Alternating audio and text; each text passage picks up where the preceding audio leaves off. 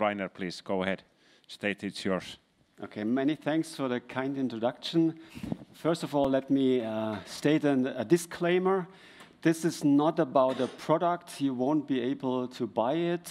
Maybe in the future. This is really a vision on how the future could look like in the context of quality assurance in distributed software development teams.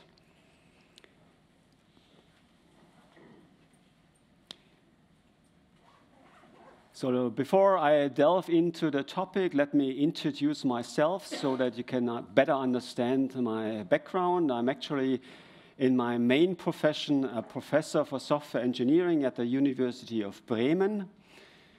And this presentation is really about the research we are doing there, but I'm also one of the co-founders of the company Axivion, which was recently acquired by Qt, and I have a booth upstairs.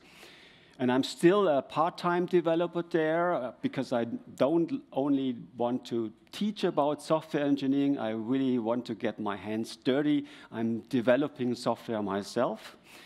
Some of the code that you're using, if you buy tools from Axivion, is actually written by myself.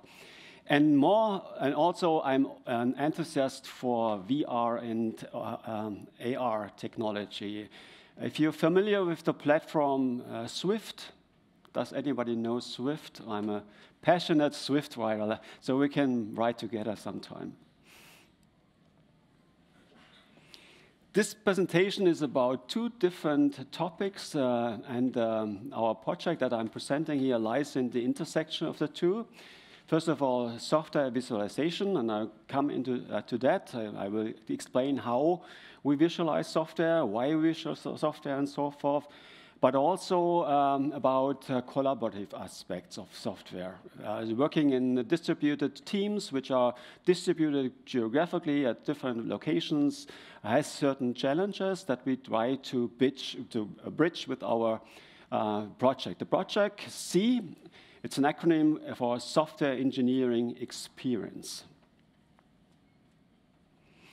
Now, if you have ever met developers or developers yourself, most of you will be, probably know if you're in the same room and you have to talk to a colleague of yours about higher level aspects that cannot be answered solely by open an editor and look at the source code.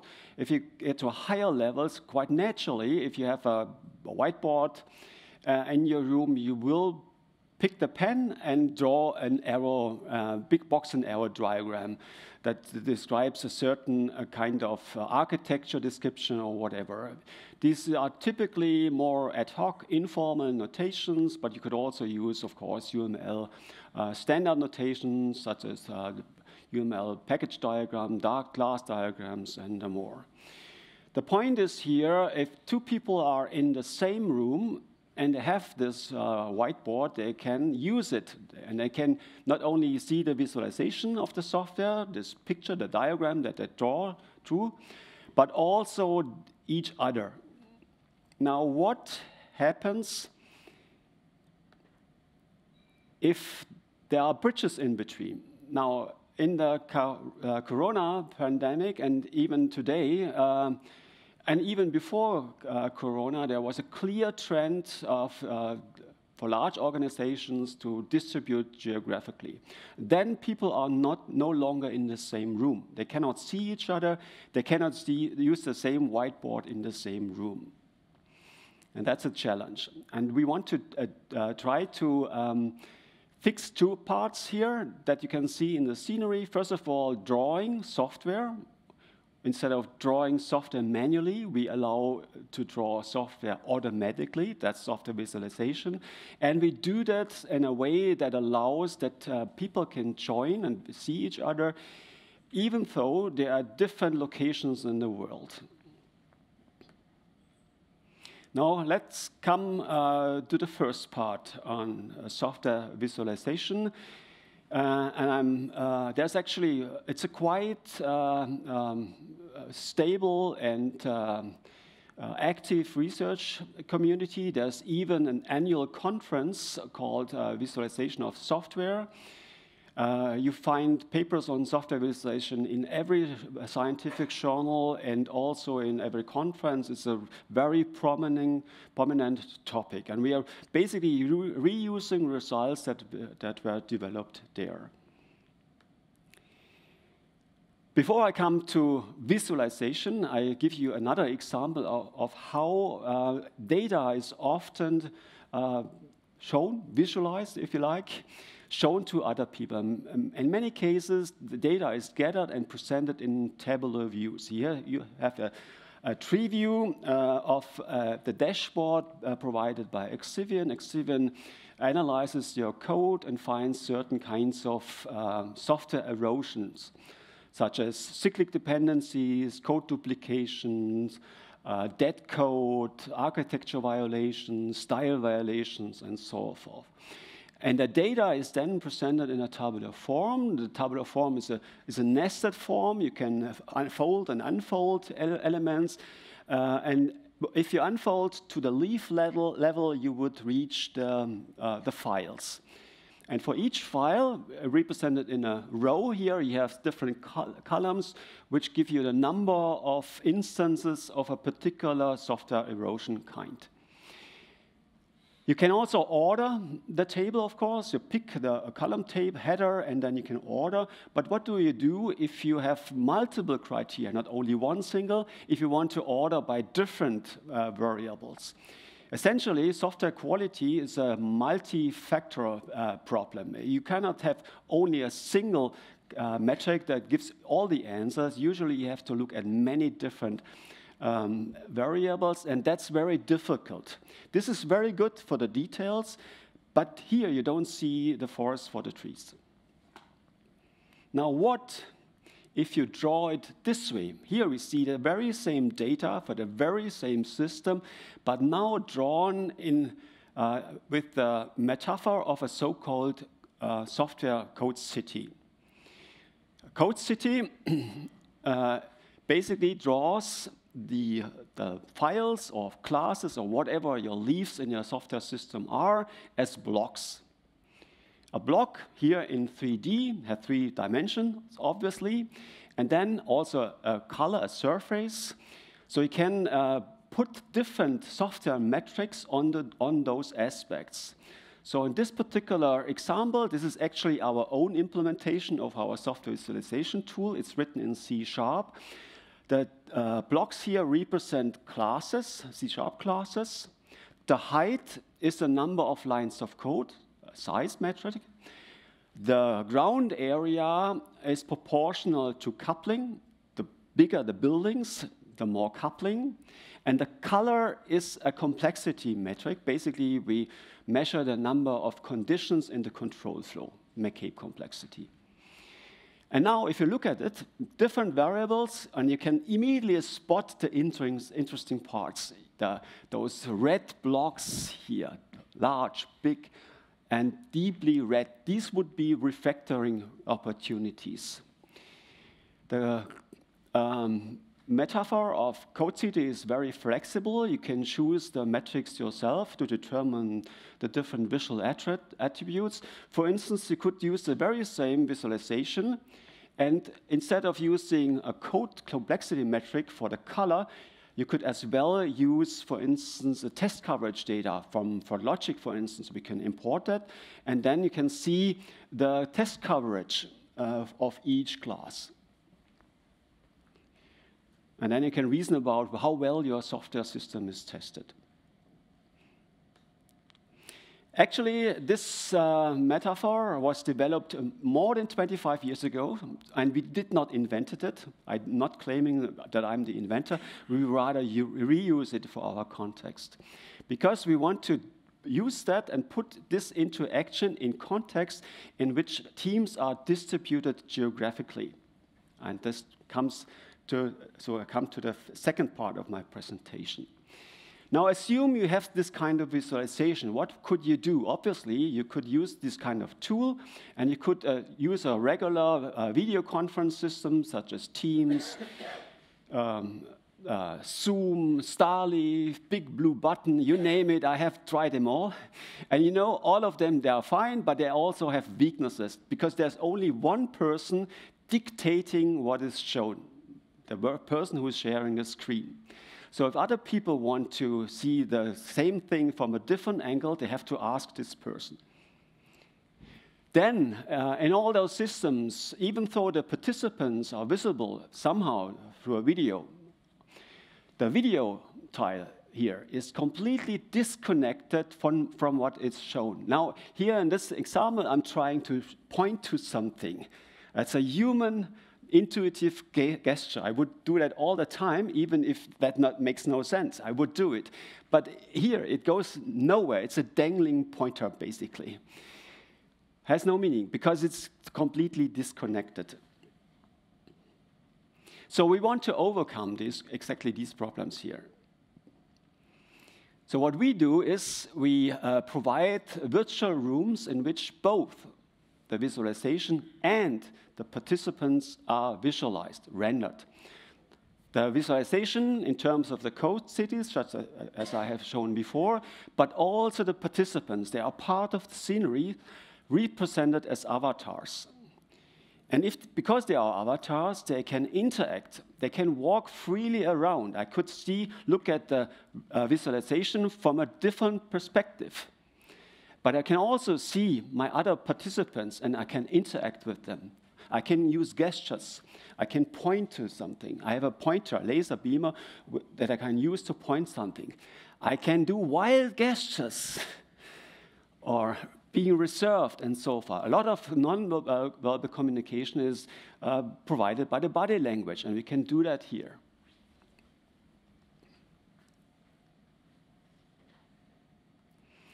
And this virtual room can be entered from multiple heterogeneous devices. Obviously, we support desktop computers with 2D monitors, keyboard, and mouse. Everybody has that on the desktop. But there are also more advanced technology, VR, AR technology.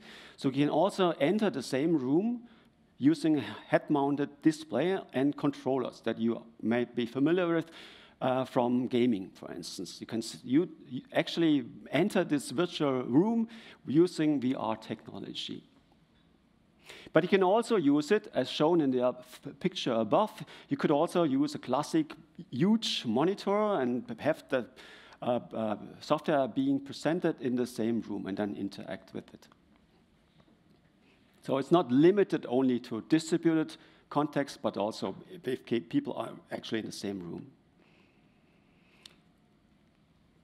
And using this code cities, we support multiple use cases, and I will present two of them in more detail and then outline others. First of all, we are able to verify software architecture. Here, you see the result that we gathered through a static code analysis. It gives us the components and the dependencies in between those components. Who calls who uses who, and so forth. That's on the left-hand side. That is generated automatically, and the layout is also created automatically. On the right-hand side, you see a model of the architecture. It's very similar to a UML package diagram, except that it's somehow 3D. Somehow, because here I chose to have only flat components. You will notice the edges here. They are directed edges. The direction can be seen from through the color gradient, from light to dark. And this basically tells you that the architect expected, in this particular example, that this main component uses this middle end component. You would draw an UML, you would draw an arrow. That's basically the semantics here. And that's an expectation that was created by an architect. The example here is a compiler. This is the architecture of a compiler. The compilers are typically separated into a main program that controls everything, front end that does the analysis, syntax analysis, a middle end which does the optimizations, and the back end that generates the code. And in every single system I have seen before, there is some kind of utility package container where you put everything else that is shared by those components. And then I created, as an architect, those dependencies. Now, these are two connected, not yet connected code cities. And you can, if you want to check whether the implementation conforms to the architecture specification, you can create a mapping. Now, as a user, what you would like to do intuitively, of course, because these are 3D objects, you would like to grab them, move them, and drop them on the areas of the rectangles for the components. And that's exactly supported. Because we provide physical objects which trigger natural behavior. You know, from the days back in kindergarten, you can grab things and it can move to somewhere else. Exactly that behavior is supported. So what I can do, I can move them to these components here, and that creates a mapping. And once the mapping is complete, I'm able to run an automated analysis in order to check whether the two graphs correspond or whether there are any differences. There could be three different outcomes of this process. One, I, as an architect, specified a dependency. In fact, I could found one, verify one in the code. Perfect. Everything is fine. The edge will turn green. Or I haven't been able to find such an implementation dependency. That means the architecture specification, the edge, is not fulfilled. It's an absence. Maybe because your architecture model is over-constrained and you can remove the link simply, or you might have forgotten to implement something in the code. Or, more often than not, you map something and it turns out there's a dependency between two implementation entities which is not covered by the architecture. There's no such edge that would allow it. That's a divergence. And then the edge would turn red. So that's the theory, and now I go into action and show you a video on how this looks like. So these are the main components: main, front end, middle end, the back end, and the common. Now I move entities from the code city that represents the implementation through clicking and dropping. Now I move the next one. And now this earlier yellow edge turns into a green edge. That means there is actually an implementation dependency that confirms this expected dependency. Great. We've done all the things correctly. And then I move on, and you notice whenever I move something, the changes are highlighted through this shiny thing. These are the recently added or changed edges. Then the last one will be moved here to common.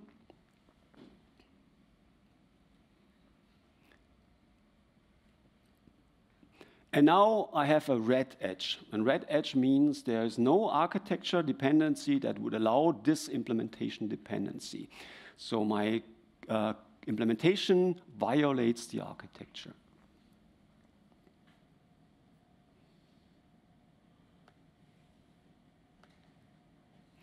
That's one use case. Another use case we support is to understand the past evolution of the software. So previously, you have seen one code city for one version. Now we can also create one code city for each version in the version history, basically for every check-in or every released distribution or whatever. You can decide yourself. And then I can see how my system evolved over time. And that's what I'm going to show you now. And again, this is our own implementation here, the C# program. That's the very earliest version with a few components. Here, the blocks represent files. The dimensions are proportional to the size of a file, so both X, Y, and Z, all the same metric, lines of code. And the color gradient is used to show duplicated code, redundant code that has been copied either within a file or to an external file. Now, currently, all of them are white because there is no duplicated code. If two files share duplicated code, an edge will be drawn in the following.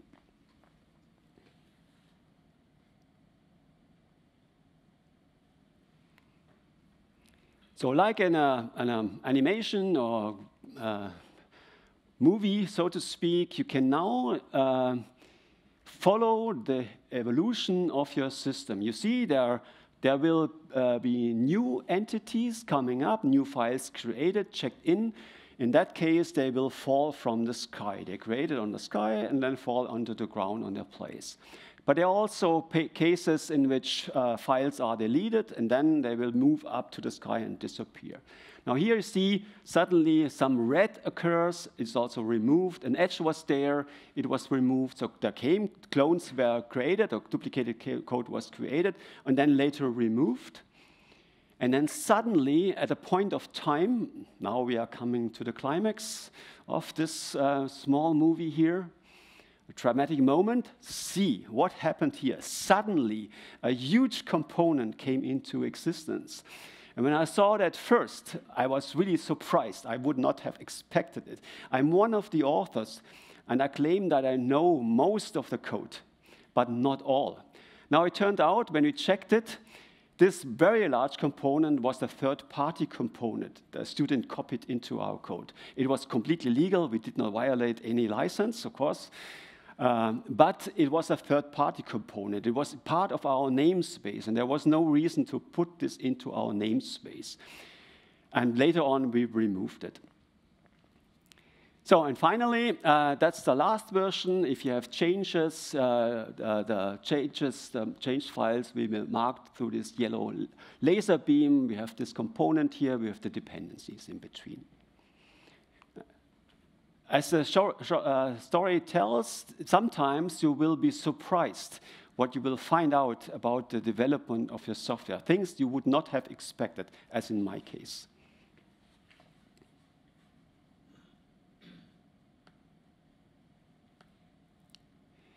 By the way, beyond the architecture verification and the history animation, we also support debugging. You can use code cities to run a debugger in the background, and when one method calls another one, we create an edge. So you can even not only follow the instructions in terms of the stack trace that you can inspect in the IDE, you can also see it in the code city.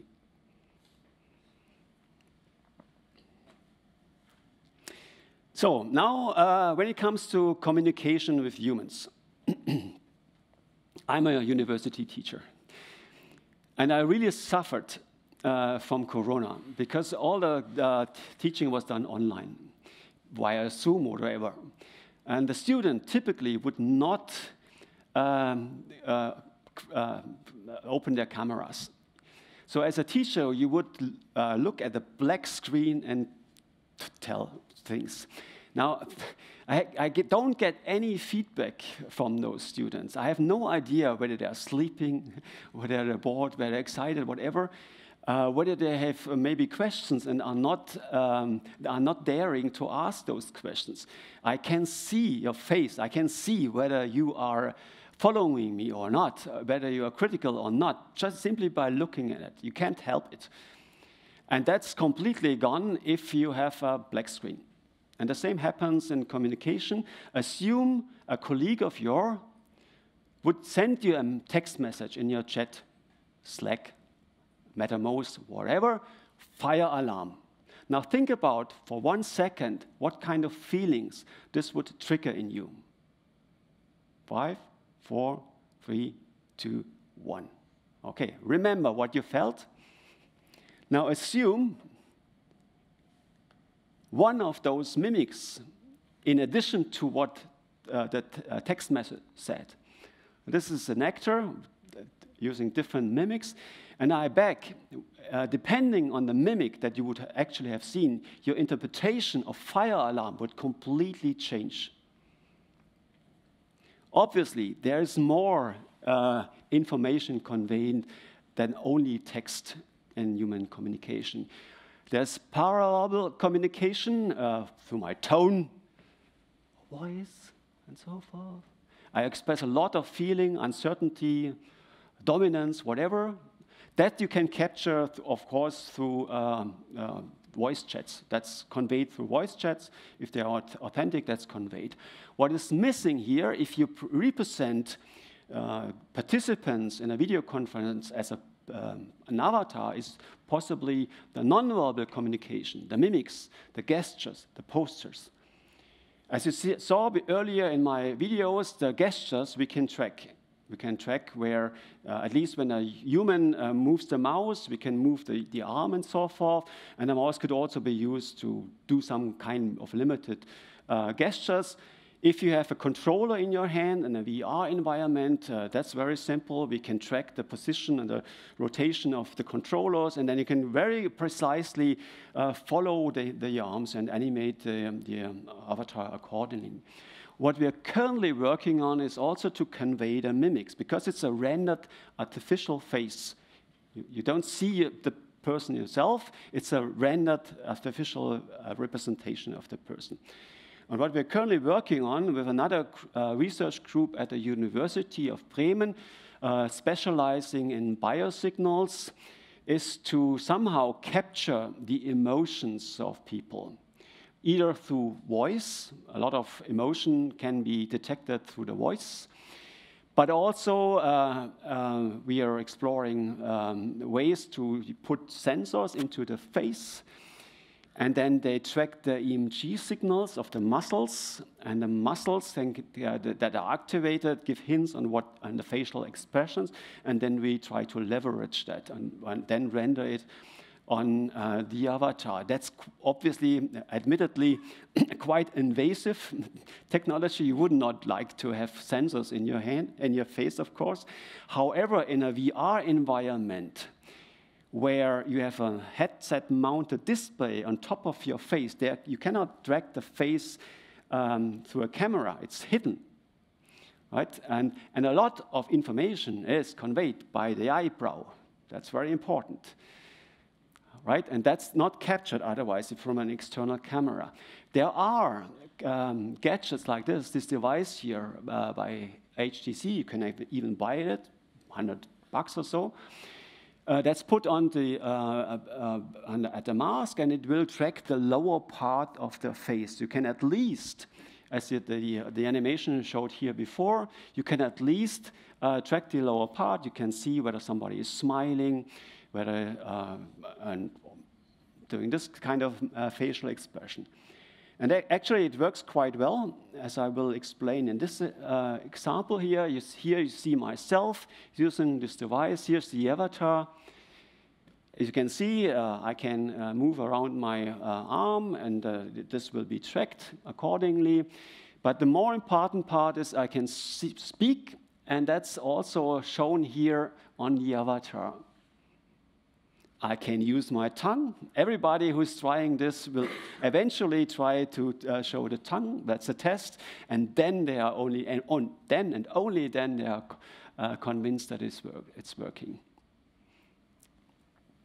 So, but again, this only solves the problem of detecting the mimics in the lower part of the face, not something that is hidden behind the headset.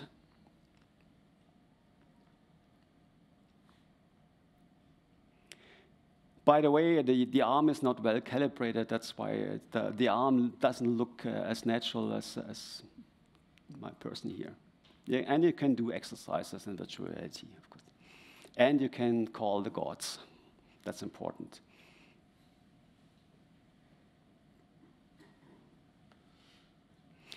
Now, if you have a webcam in a desktop environment in front of you, and most of you will have one, you can also try to detect the facial expressions through different tools. There are different research tools. trying to detect facial expression just from the video signal, nothing else, just from the picture. They try to find the eyebrows and so forth. And here you see the examples of 3 different tools. On the right-hand side, we see a professional actor doing some mimics, and then different tools, face reader, emotions, and open face. These are research tools. Try to detect the mimics in the face of the actor, and then this is rendered on the face of the avatar. And you see the quality between those tools is quite different. Some of them work better than the others, obviously. It's not simple, right? I mean, it's a highly difficult, challenging face recognition problem, obviously, to detect the facial expressions. Now, you can also, of course, and that's what we are trying to, do the same kind of facial capturing as Zoom and other tools do.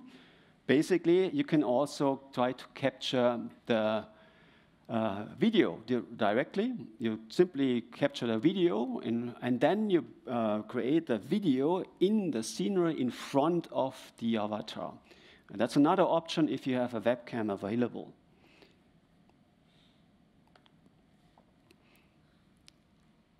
So this shows the example. Here's my avatar. I'm moving now to the mirror, so this can better see myself. That's me, by the way. I like sunglasses. I like nice hair. And now my video is captured in front of my video camera, and then you simply put it in front of the face of the avatar, and then obviously, there is no error. That's my mimics. Obviously, it's just filmed and then put onto the air. And the tongue is important, as I noted before. Now, if you notice, if the avatar turns the head, the face will also turn. But another option is to put the face on top, or the video on top of the avatar, so that the head of the avatar can turn independently of the video. So I could look here in the virtual world, and you would still see my face. Otherwise, my face would disappear. So there's an option that allows you to change between those different types.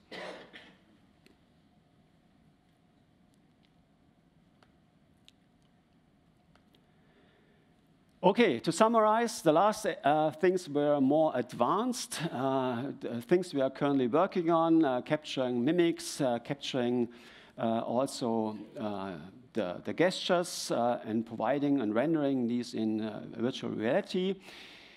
If you want to learn more about our research project, there's a website you can go to. In summary, we are trying to use software visualization because we believe it is a natural thing to do, because people do that anyway if they're using drawing boards to communicate at a higher level. So we can automatically generate these visualizations. If people are talking at a higher level, in particular if they come from different groups or disciplines, such as testing, developers, project managers, that gives you a much higher level representation. And as you saw, the metaphor of Code City is quite flexible and stable. We can use the same kind of visualization for multiple purposes. Then we offer different technologies in order to enter these virtual rooms. Desktop, of course, because everybody has it, but also more advanced VR technology. We are also working on AR, but that's more difficult.